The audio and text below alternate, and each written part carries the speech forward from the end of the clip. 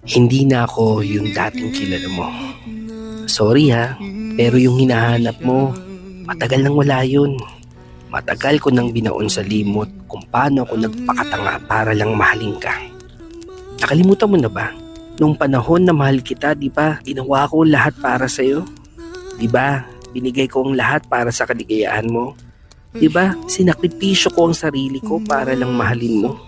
Pero ang ending, iniwan pa rin ako eh. Sinaktan mo ko, pinaliwala mo ko, ginago mo ko, at pinaramdam mong wala akong halaga sa'yo. Galing di ba? Tapos ngayon sasabihin mong yung dating ako hindi ka hahayaang maging ganyan. Okay ka lang? Kaya tama na please.